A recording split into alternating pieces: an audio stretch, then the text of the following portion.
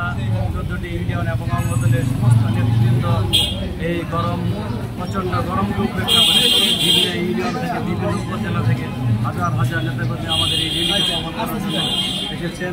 সেই জন্য শেরপুর সদর উপজেলা বিএনপির আমি সদস্য সচিব হিসাবে এবং শেরপুর জেলা বিএনপির পক্ষ থেকে সবাইকে আন্তরিকভাবে ধন্যবাদ এবং মোবারকবাদ জানাই। এবং আগামী দিনে বিএনপির ভারপ্রাপ্ত চেয়ারম্যান জনাব তারেক রহমানের নেতৃত্বে উনি যে 31 দফা কর্মসূচি দিচ্ছে সেই কর্মসূচি বাস্তবায়ন করার জন্যই আমরা নিরলসভাবে মাঠে ময়দানে কাজ করে যাচ্ছি। 12ই ফেব্রুয়ারি যে নির্বাচন হওয়ার কথা সেই নির্বাচনের নিয়ে বিভিন্ন কুচক্রীর মহল এখনও চক্রান্ত অব্যাহত রেখেছে।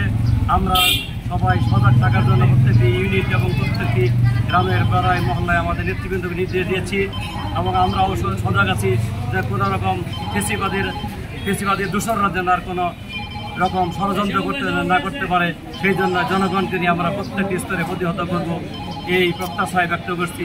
এবং আমাদের বিএনপির ভারপ্রাপ্ত চেয়ারম্যান খুব শীঘ্রই আমাদের মাঝে ফিরে আসবেন এই আশাবাদ ব্যক্ত করে আপনাদের সবাইকে ধন্যবাদ জানিয়ে আমি আমার কাছে শেষ করছি। আসসালামু আলাইকুম ওয়া রাহমাতুল্লাহি ওয়া বারাকাতুহু।